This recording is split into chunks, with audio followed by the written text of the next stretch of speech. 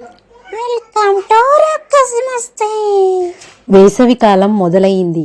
ఆ సమయంలోనే మన చిట్టి కాకి చాలా దూరం ఎగరటం వలన దానికి చాలా దాహం వేసింది. అందుకని అది చుట్టూ నీళ్ళ కోసం వెతుక్కుంటూ వచ్చింది. అప్పుడే దానికి ఒక పాత కుండ కనిపించింది. కానీ దాని లోపల నీరు చాలా తక్కువగా ఉంది. అది చూసి చిట్టి కాకి చాలా నిరాశ చెందింది. అప్పుడే చిట్టి కాకి తన తాత చిన్నప్పుడు చెప్పిన కథ గుర్తుకు వచ్చింది. నీరు తక్కువగా ఉంటే కుండలో చిన్న రాళ్లను వేయడం వల్ల నీరు పైకి వస్తుంది అని.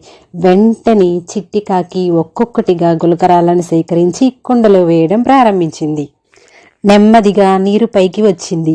అంతలో అకస్మాత్తుగా కుండలో ఒక చిన్న కప్ప బయటకు దూకింది. చిట్టికాకి, నువ్వు నా ప్రాణం కాపాడావు అని ఆనందంగా చెప్పింది.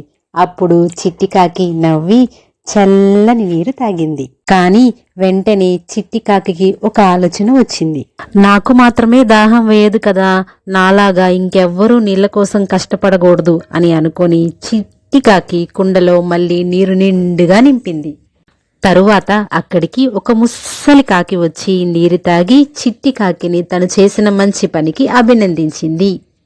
చిట్టి కాకిని చూసి మిగతా పక్షులు, జంతువులు కూడా అలాగే మంచి పనులు చేయడం మొదలుపెట్టాయి.